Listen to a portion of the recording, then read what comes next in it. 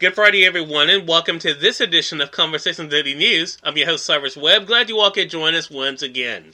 Well, we made it to the end of another week. We, of course, have your news headlines coming up. We have the Truth of the Day with Mary Ellen Ciganovich, and in today's Entertainment Spotlight, you're being part of my conversation with actress and recording artist Nina Bergman, writer, producer, and actor Pasha Gerard, as well as director Gene Blalock, talking about the creative journey. Enjoy today's broadcast. For Conversations Daily News, I'm Cyrus Webb with your Friday headlines. In national news, more support easing vaccine patent rules, but hurdles remain. Several world leaders Thursday praised the U.S. call to remove patent protections on COVID-19 vaccines to help poor countries obtain shots. But the proposal faces a multitude of hurdles, including resistance from the pharmaceutical industry. Nor is it clear what effect such a step might take on the campaign to vanquish the outbreak. Activists and humanitarian institutions cheered after the U.S. reversed course Wednesday and called for a waiver of intellectual property protections on the vaccine. The decision is ultimately up to the World Trade Organization, and if just one country votes against a waiver, the proposal will fail. The Biden administration announcement made the U.S. the first country in the developed world with big vaccine manufacturing to publicly support the waiver idea floated by India and South Africa in October. On Thursday, the French president embraced it as well. However, like many pharmaceutical companies, the French president insisted that a waiver would not solve the problem of access to vaccines. He said manufacturers in places like Africa are not now equipped to make COVID-19 vaccines, so donations of shots from wealthier countries should be given priority instead. Pfizer, Moderna, Johnson & Johnson, and AstraZeneca, all companies with licensed COVID-19 vaccines, had no immediate comment, though Moderna has long said it will not pursue rivals for patent infringement during the pandemic. U.S. Secretary of State Antony Blinken underscored the urgency of moving fast now. On the current trajectory, if we don't do more, if the entire world doesn't do more, the world won't be vaccinated until 2024, he said in an interview with NBC while visiting Ukraine. India, as expected, welcomed the move. The Australian Prime Minister called the U.S. position great news. In more national news, challenger hits Liz Cheney, says GOP must work with Trump. Representative Elise Stefanik stated her case Thursday for replacing Representative Liz Cheney as the number 3 House Republican leader, implicitly lambasting Cheney's battles with former President Donald Trump by saying, "We are one team, and that means working with the president." The remarks by Stefanik, a one-time moderate who evolved into an ardent Trump champion, came as Cheney seems likely to be tossed from her leadership post next week. Cheney has repeatedly rejected Trump's false insistence that he lost the 2020 election because of widespread fraud and has blamed him for inflaming followers who assaulted the Capitol on January the 6th. Speaking on Steve Bannon's War Room podcast, Stefanik said she is committed to sending a clear message that we are one team, and that means working with the president and working with all of our excellent Republican members of Congress. Facing opposition from Trump and the House's 2 top Republicans, Minority Leader Kevin McCarthy and Whip Steve Scalise, Cheney has remained defiant. In an opinion essay in the Washington Post, Cheney implored her GOP colleagues on Wednesday to pry themselves from a Trump cult of personality and declared that the party and even American democracy were at stake.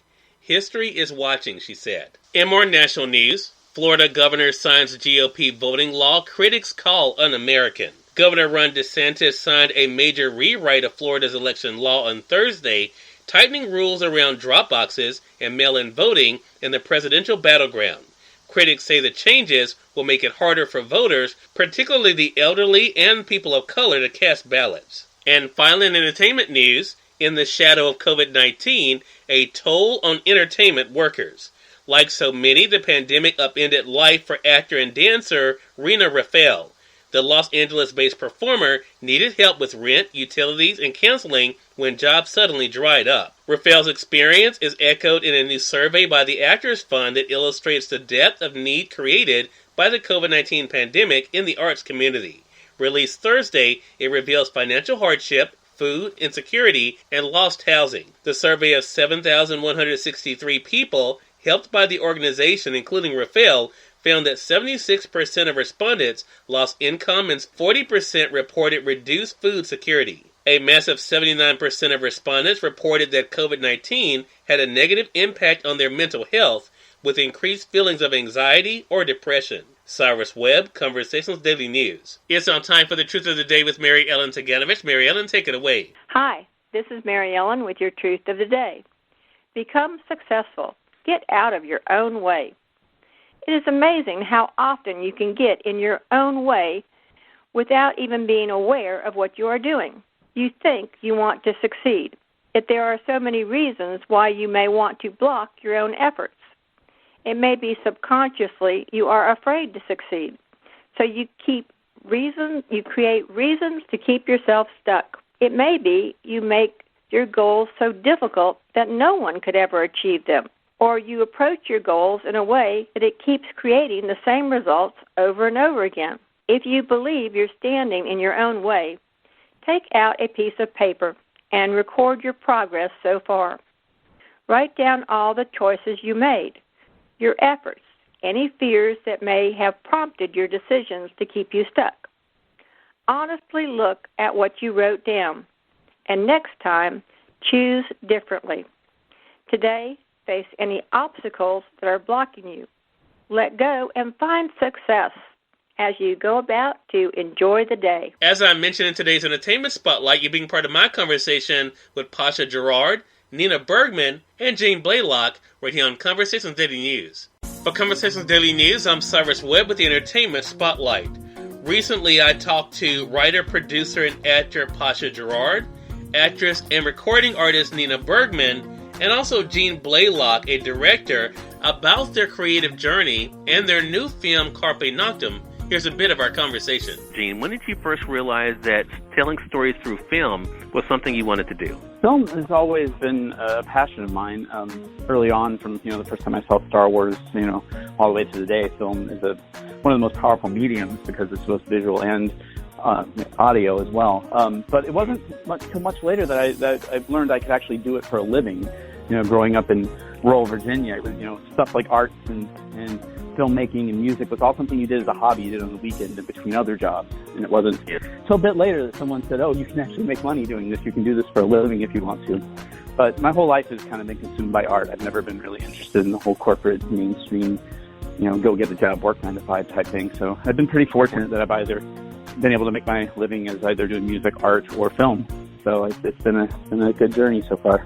Yeah, Nina, I think that's a great segue to you. I mean, when did you realize that creating in some form, Nina, was something that you wanted to do? When I was 4 years old, I knew exactly what I wanted to do. I knew I wanted to be a performer, and I knew my Russian gypsy grandmother was a performer, and I toured with her, and I just knew right then and then, this is what I want to do. This is my little escape. This is my thing. Right.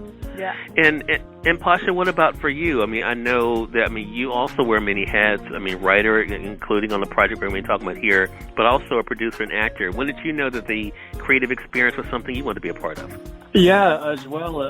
It would have to be as an early age as well. I grew up, I remember around 6 years old, I would have my older cousins would ask me to tell them a story.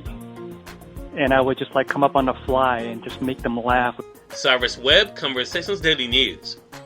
We thank you all for tuning in to this edition of Conversations Daily News. We'll have you guys on Monday with more news, Truth of the Day with Mary Ellen Ciganovich, and of course your Entertainment Spotlight. Until then, I'm your host, Cyrus Webb, saying as always, enjoy your day, enjoy your life, enjoy your world. Thank you all for choosing Conversations Daily News today. Let's make today amazing. Take care.